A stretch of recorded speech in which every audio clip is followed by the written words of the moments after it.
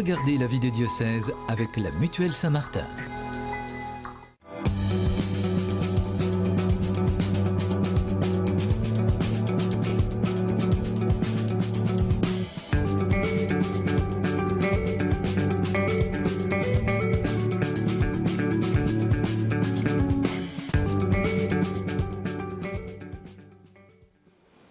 Bonjour à toutes et à tous et bienvenue dans la vie des diocèses. Comme chaque semaine, nous partons à la découverte d'un territoire, d'un diocèse et de son évêque. Et aujourd'hui, direction les Hauts-de-France et plus particulièrement le Pas-de-Calais avec le diocèse d'Arras. Dans cette émission, nous irons à la rencontre des centaines de bénévoles engagés dans l'accompagnement des familles en deuil pour mieux comprendre les enjeux de cette pastorale. Et nous entendrons les explications du père Laurent Boucli sur la démarche diocésaine qui a lieu jusqu'à Pâques 2024 et qui veut répondre à cette question « Seigneur, que veux-tu pour notre diocèse ?» Le Pas-de-Calais est bien sûr marqué par son histoire industrielle, mais aussi par sa ruralité, puisqu'un tiers des habitants est dans une commune rurale. Si c'est un des départements les plus peuplés et les plus urbanisés de France, il ne compte pourtant aucune très grande ville. Les plus importantes sont Calais, Boulogne-sur-Mer ou bien encore Arras et puis Lens. L'économie repose notamment sur l'agriculture et l'activité portuaire. On peut justement citer les ports de Calais et de Boulogne-sur-Mer, bien sûr. Et puis, c'est un territoire dans lequel le tourisme se développe sur la côte d'Opale ou via la culture au musée Louvre-Lens, par exemple. Pour parler du diocèse d'Arras, je reçois aujourd'hui Monseigneur Olivier Le Borgne. Bonjour Monseigneur. Bonjour. Alors je viens de donner quelques éléments sur le territoire dont vous avez la charge. Comment est-ce que vous pourriez nous le présenter dans sa vie, la vie, les forces vives du diocèse ? Un premier élément que vous avez signalé, c'est un territoire peuplé, 1 450 000 habitants, mais aucune unité géographique ni historique, ce qui n'est pas rien, et aucune grosse agglomération. Arras n'est pas du tout au centre, il n'y a pas de ville de centre, il n'y a pas d'agglomération. C'est vraiment tout à fait unique quand vous êtes chargé de la communion. Ça, c'est le côté un peu déstabilisant quand on arrive. Après, il y a une tradition très forte de christianisme social, vraiment très belle. Et puis, il y a une piété populaire, notamment mariale, très très forte. Je découvre des neuvaines, des sanctuaires, comme jamais j'en avais connu jusqu'ici. Voilà, c'est avec les deux éléments, à la fois un peu dispersants et l'autre un peu rassemblant, qu'on essaie de construire l'Église. Alors, je vais donner quelques points de repère pour nos téléspectateurs sur votre parcours. Monseigneur Olivier Le Borgne, vous êtes évêque d'Arras depuis 2020, président du Conseil pour la catéchèse et le catéchuménat. Né en 1963 à Nantes, vous avez fait des études de commerce avant d'être ordonné prêtre en 1991 pour le diocèse de Versailles. En 2014, vous êtes nommé évêque d'Amiens par le pape François. Vous avez choisi comme devise épiscopale serviteur à cause de Jésus, un verset de la deuxième lettre de Saint Paul aux Corinthiens. On arrive à la fin de l'année scolaire, Monseigneur Olivier Le Borgne, avant tous les projets de l'été, j'imagine que vous en avez. Comment allez-vous ? Qu'est-ce qui vous rend heureux dans votre mission d'évêque ? Ce qui me rend heureux, c'est mon peuple. Ce qui me rend heureux, c'est d'essayer de chercher la volonté de Dieu. Je ne sais pas si je l'accueille, mais voilà, ce qui me rend heureux, c'est mon peuple et c'est l'appel de Dieu. Et des projets pour l'été, peut-être ? Souffler un peu. Après, l'été, c'est le moment des pèlerinages de Lourdes, j'y pars bientôt, c'est le moment des neuvaines, c'est le moment du PLVTT, c'est le moment des JMJ. Je ne veux pas m'ennuyer. Parmi toutes les missions qui sont confiées aux évêques, en décembre dernier, vous avez été chargé par le Saint-Siège de procéder à une enquête préliminaire sur les faits commis par Monseigneur Michel Sentier dans son ministère de prêtre sur de jeunes adultes, alors qu'il était responsable d'une école de la foi. Vous êtes assisté du père Bruno Gonçalves, professeur de droit canonique et promoteur de justice du nouveau tribunal pénal canonique national. Qu'est-ce que vous pouvez nous dire de l'avancement de cette enquête préliminaire ? Bien, pas grand-chose, parce que j'ai fait le travail qui m'était demandé, j'ai rendu mes conclusions, mais je suis tenu à la plus extrême discrétion. D'accord, donc c'est une question à suivre. On va maintenant partir découvrir une des réalités du diocèse dans notre société où le rapport à la mort, à la fois, a beaucoup évolué. L'accompagnement des familles en deuil et la préparation des funérailles font partie des missions qu'assument au quotidien de très nombreux chrétiens. Début juin, ils étaient plusieurs centaines rassemblés à Aire-sur-la-Lys pour une journée diocésaine autour de leur évêque, Monseigneur Olivier Le Borgne, l'occasion de découvrir le cadre dans lequel s'inscrit cette pastorale et les orientations à suivre. Notre reporter Ophélie Marien a participé à cette journée. 800 personnes venues de tout le Pas-de-Calais ont rendez-vous à Aire-sur-la-Lys autour de leur évêque. pour une assemblée diocésaine sur l'accompagnement des familles en deuil. Je désirais vraiment d'abord vous dire ma reconnaissance et vous dire mes encouragements. La mission que vous portez en paroisse avec les pasteurs de vos communautés, elle est décisive. Et parce qu'elle est décisive, j'avais envie, de vous dire, de vous y encourager, et de vous stimuler un peu. Allez, il faut sans cesse se renouveler dans la mission, c'est toujours devant nous. Se renouveler dans la mission, car de nouvelles questions se posent parfois à ces bénévoles engagés auprès des familles en deuil. Les choses évoluent. Aujourd'hui, par exemple, se pose le problème de la crémation. Il y a 10 ans, on n'en parlait pratiquement pas.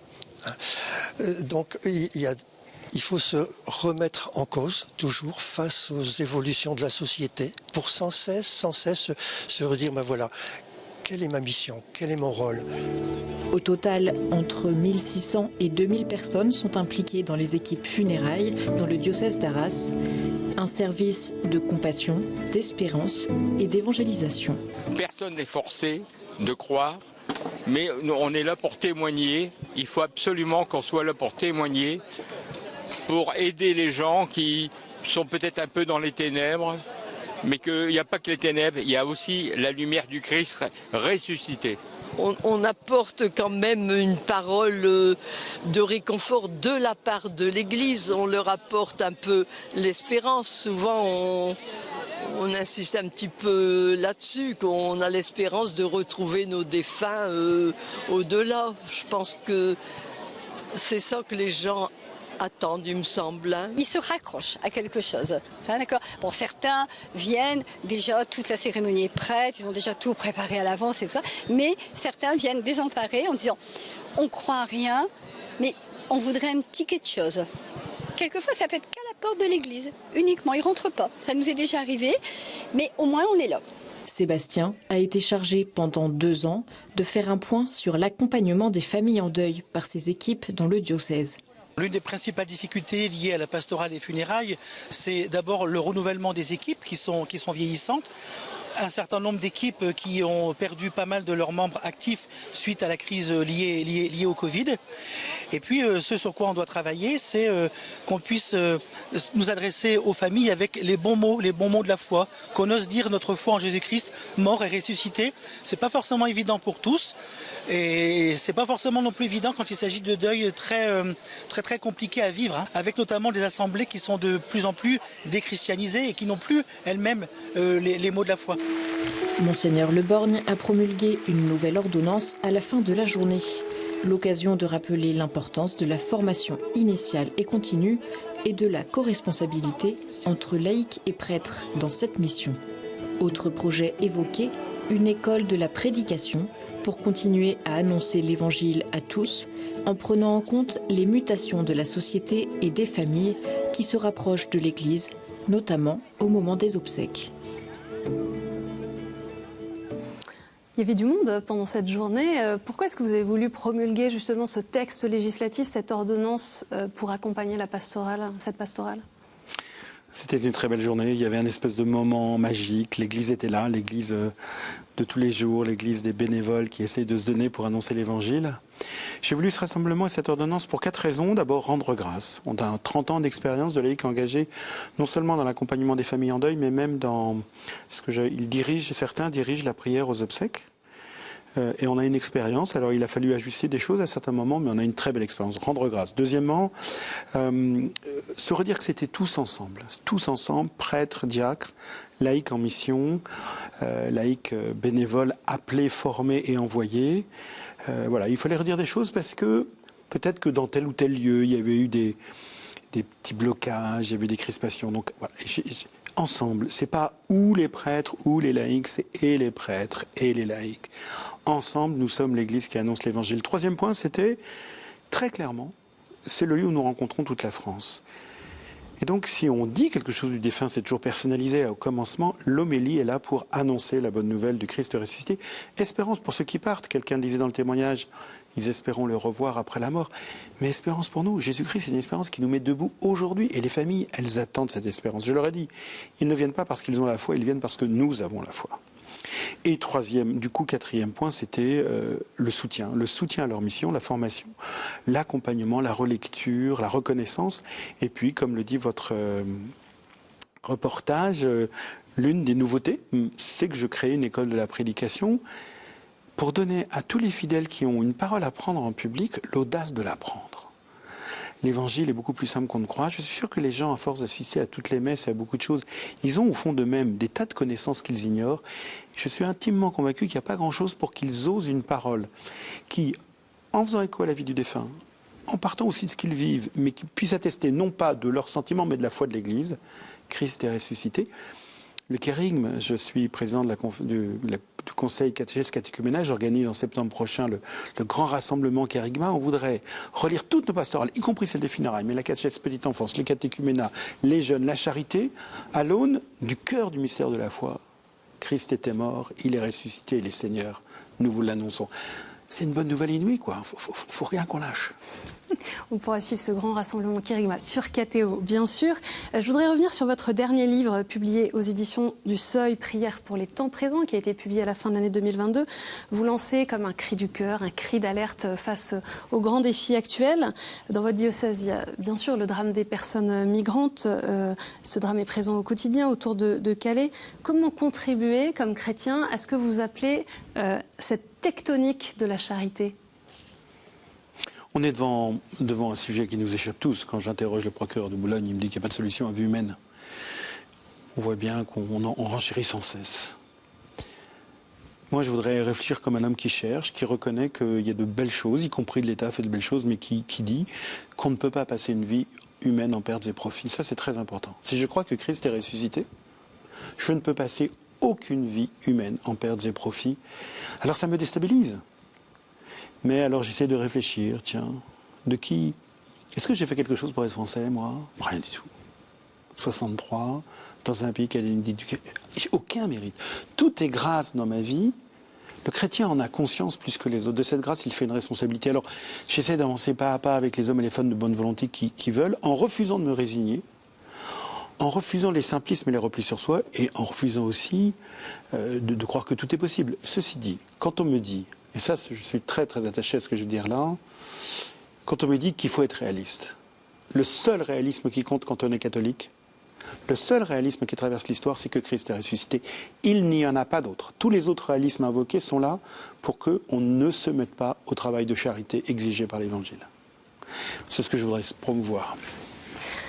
Pendant un an, depuis Pâques et jusqu'à la messe chrismale de 2024, vous invitez Monseigneur Olivier Le Borgne, tous les baptisés du Pas-de-Calais, à prendre part à une démarche diocésaine autour d'une question majeure. Seigneur, que veux-tu pour notre diocèse ?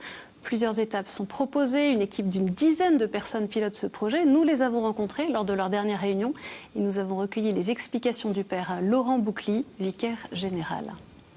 Il est apparu à notre évêque qu'il fallait véritablement partir des baptisés.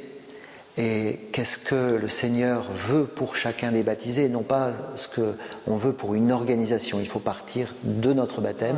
Une autre intuition, c'est comment faire pour que nous ayons des communautés qui soient vivantes, que ce soit dans des petites fraternités, que ce soit dans des lieux où se vive l'Eucharistie. Et c'est ces intuitions que porte l'évêque à la suite des visites pastorales qui vont être la base de l'interpellation pour les chrétiens. Et aujourd'hui, nous sommes dans une situation spécifique.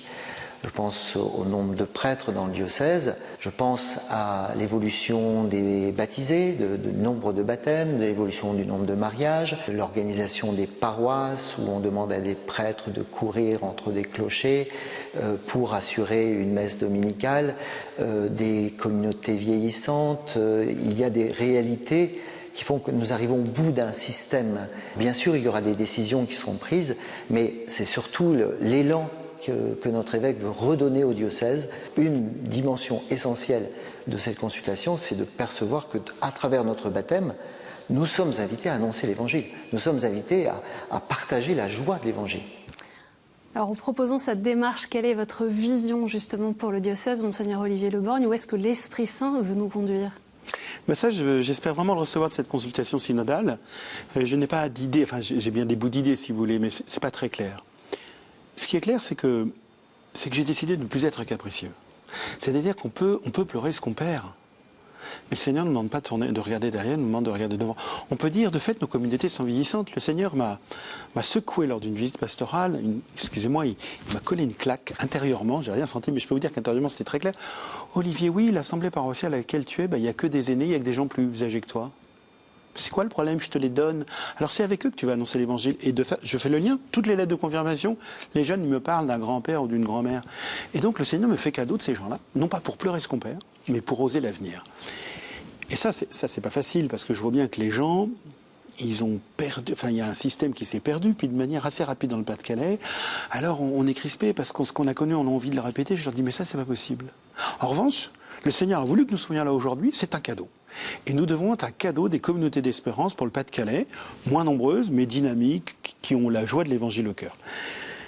On voit bien que ça appelle une transformation de l'organisation. J'ai pas voulu y aller tout de suite, mais j'ai beaucoup discuté dans les visites pastorales et mes conseils m'ont dit, Monseigneur, pour tout vous dire, en septembre dernier, ils m'ont dit, vous avez 1 an, parce qu'il y a trop de prêtres fragiles, trop de diacres fragiles, trop de laïcs fragiles. On est trop fragilisé par une instance par une structure qui nous pompe plutôt que de nous dynamiser. Ce dont on n'a pas forcément conscience quand on vit sur une terre chrétienne depuis toujours. Et j'ai dit 1 an, ça ne serait pas possible. J'ai dit, ça sera au moins 2, mais même je pense que ça sera 3. En fait, je leur dis, voilà. Pour penser l'avenir, je ne vais pas vous demander comment on va organiser, c'est très complexe. Et puis 1 450 000 habitants, actuellement 89 paroisses, 70 près de moins de 75 en fait. En revanche, j'ai quelques intuitions fondamentales autour de l'Eucharistie, de la fraternité, de la mission, à une qu'a très bien dit le vicaire général pour moi qui est décisive. Je ne vous demande pas comment organiser l'Église, je vous demande comment je peux me mettre au service de votre vie baptismale. Concile Vatican II appelle, c'est l'appel au cœur du Concile Vatican II, c'est l'appel universel à la sainteté. Ça veut dire quoi? Vivre l'évangile au cœur du monde. Donc moi, je n'ai pas à faire vivre une structure, j'ai à servir les baptisés pour qu'ils osent leur baptême. Et donc je vais leur soumettre quelques intuitions, leur dire, est-ce qu'elles vous paraissent justes? Dites-nous, est-ce que sur la fraternité on voit clair ou on voit pas clair? Amender, confirmer, infirmer, dites-nous. Mais alors là, c'est pas du tout intéressant, vous avez complètement oublié ça. Moi, je ne peux pas gouverner tout seul, enfin ça c'est clair, j'ai des conseils, mais même si je ne suis pas toujours très adroit, l'actualité l'a montré récemment, je ne peux pas gouverner sans écouter l'Esprit Saint qui parle par le peuple de Dieu. Alors c'est pas si simple, parce que tout ce que dit le peuple de Dieu, c'est pas toujours cohérent non plus. Et il y a des gens qui me disent, Seigneur, on veut bien, mais nous on sait ce qu'on dit, c'est pas que de l'Esprit Saint ce qu'on dit. Donc il y a un jeu d'aller-retour, de recherche ensemble, de prière, c'est très important. Une démarche synodale, c'est pas chacun amène son avis, c'est on se met tous sous la motion de l'Esprit Saint. Et je demande aux chrétiens, je ne vous demande pas ce que vous pensez. Qu'est-ce que vous entendez que l'Esprit Saint dit à l'Église? Je voudrais revenir, vous venez de l'évoquer à mots couverts, ça a défrayé la chronique, vous avez publié plusieurs communiqués sur votre décision initiale de fermer le centre diocésain des Tourelles à Condette, à côté de Boulogne-sur-Mer. Il y a eu plusieurs étapes, vous parliez d'un profond déséquilibre économique, donc on ne va pas revenir en fait sur le fond de cette question-là profonde, mais ce qui m'intéresse, et peut-être les téléspectateurs, c'est que dans un temps où on parle beaucoup d'une église synodale, et justement de se mettre ensemble à l'écoute de l'Esprit Saint, où le peuple de Dieu se met à l'écoute de l'Esprit Saint. Comment assumer cette charge de gouvernement dans des moments comme ça, où il y a des contradictions, des oppositions? Qu'est-ce que vous en tirez de ce moment? J'en tire que le gouvernement, c'est très complexe. Je suis avec depuis 10 ans, j'ai encore 15 ans. Des moments, c'est très lourd. Et j'en tire que la violence des chrétiens est parfois très, très inattendue. Voilà. J'ai même des gens qui ont quitté une rencontre en disant mais on ne peut pas se construire. Bon, alors ceci dit, moi j'ai fait une erreur là-dessus, une erreur de gouvernement assez importante, et je l'ai relue profondément et je vois ce qui s'est passé. Voilà, j'étais focalisé par une perspective, pas seulement économique, mais tout de même, nous ne pouvons pas nous résigner à dilapider l'argent des fidèles. Et j'ai vu des réactions tout à fait, à mon avis, incompréhensibles. Et puis, on cherche à penser l'avenir du diocèse. Qu'est-ce qui peut être bon? Alors, une décision sur un site précis n'est pas tout à fait la même chose qu'une réflexion sur l'ensemble du diocèse. Ça, il faut bien le situer. Parfois, il faut aussi que celui qui a l'autorité assume les décisions. Mais c'est vrai que sur cet aspect-là, je n'ai absolument pas donné au peuple de Dieu le temps et les moyens de s'approprier la question. Je l'ai réfléchi avec quelques-uns et je me suis rendu compte que j'avais comme un aveuglement. Enfin, je vois d'où il vient, j'en dirai pas plus ce soir. Et là, comme évêque, j'ai manqué à ma charge de gouvernement, qui n'est pas de ne pas prendre des décisions. Il faut prendre des décisions, mais qui est de les prendre en permettant à ceux qui sont concernés de s'approprier le sujet. Et une fois qu'ils le sont appropriés, on cherche ensemble, et éventuellement de prendre une décision d'ailleurs qui ne fera pas la joie de tous, mais au moins on se l'est approprié. Là, j'ai gravement manqué. Et donc, c'est pour ça d'ailleurs, c'est l'une des raisons pour laquelle je suis revenu. Et j'ai demandé pardon pour cette faute. Parce que c'est avec ce peuple de Dieu que j'aime, et qui est parfois rude, hein, quand même, hein, mais que j'aime profondément, c'est avec lui. Et en écoutant ce que l'Esprit dit par ce peuple de Dieu, qui n'est pas toujours ce qu'il croit d'ailleurs, parce qu'il peut me dire des choses un peu à côté de la situation, sans s'en rendre compte, me dire des choses qui sont, tout d'un coup, qui ouvrent des pistes d'avenir extraordinaires. Ah oui, oui. Et donc c'est l'enjeu un peu. Revenons d'un mot sur justement ce que vous portez sur ce qu'on appelle la transformation pastorale, ce territoire qui vous est confié dans la réalité ecclésiale des forces vives qu'il compose. À quoi est-ce qu'on est appelé, comment vivre cette transformation? On est appelé à rendre grâce d'être chrétien. Vous vous rendez compte? Je crois en Jésus-Christ. Plutôt que de se lamenter sur ce qui change, je dis toujours aux chrétiens, arrêtez de pleurer. Mais nous, on a une chance inouïe, une grâce. Nous croyons que Christ est ressuscité. Pourquoi est-ce que moi, à 16 ans, j'ai eu cette grâce de la rencontre du Christ qui m'a... Je trouve que la grande injustice, c'est que les autres ne l'ont pas eu. Alors le Seigneur, j'ai confiance en lui. Mais... Donc, je crois qu'il faut que nous soyons des communautés d'action de grâce, des communautés d'espérance. Voilà. Une paroisse, vous voyez, on peut être moins nombreux, qu'importe. Mais comment est-ce que les gens vont rencontrer, à l'occasion des obsèques, à l'occasion de l'engagement de chrétiens au cœur de la société, des communautés d'espérance, des fraternités d'espérance? Je pense qu'on jouera notre rôle. Le Seigneur, vous savez, quand vous lisez l'Écriture, quand même, ça fait très longtemps, ça fait plusieurs années que je me disais, il nous a quand même plus promis la persécution que le succès. Et nous, c'était un peu installé dans l'institutionnel, dans un certain succès. Quand vous lisez de près les évangiles, le Seigneur ne nous a jamais permis le succès. Hein. Alors, c'est pas du tout une mystique de l'échec, c'est une mystique de la vie plus forte que la mort, donc de la pleine réussite. Mais elle passe par des chemins qui sembleraient être le chemin de la croix, d'ailleurs. On l'avait peut-être oublié. Alors là-dedans, eh bien, nous, on a une chance inouïe, c'est de croire. Ne la gâchons pas.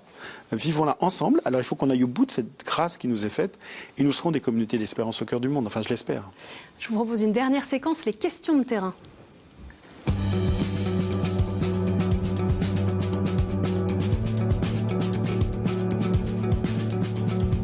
Une première question d'Henri de Saint-Omer. Bonjour Père Évêque.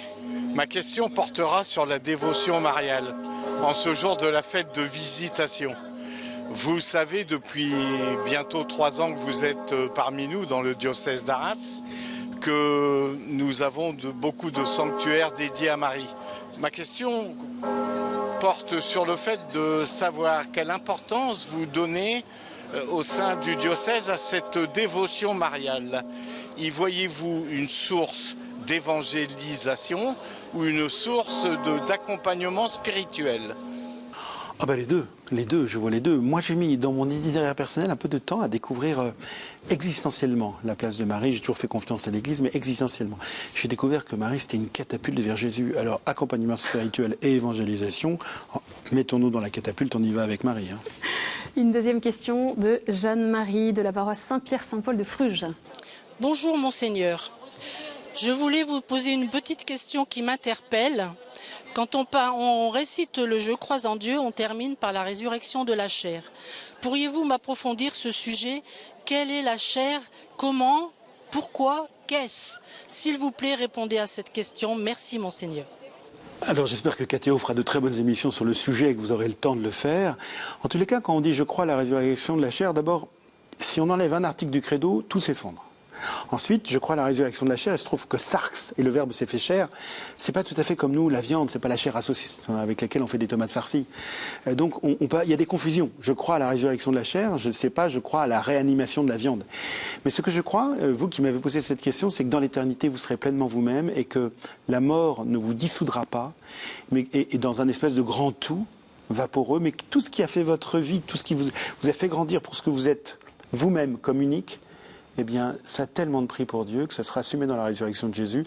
Et nous en parlerons tous les deux dans le royaume. On se rendra compte qu'on ne comprenait pas grand-chose, mais que l'amour de Dieu est extraordinaire et que vous êtes unique pour l'éternité. C'est ça la résurrection de la chair. Vous êtes unique pour l'éternité. Une troisième et dernière question de Christine, adjointe au maire de Saint-Omer. Bonjour Monseigneur. Je voudrais vous poser cette question concernant les personnes âgées. Celles qui vivent dans les EHPAD ou les personnes qui sont isolées chez elles. Hein, comment pourrait-on les convier, à l'aide de la pastorale de la santé, à participer à la communion de prière concernant avec les moniales et puis les moines? Cette question, elle me paraît vraiment une question très importante pour l'avenir. Je n'ai pas de solution magique. Mais vous voyez, par exemple, dans la consultation synodale pour l'avenir, le questionnaire synodal, il y a quelque chose autour de la fraternité.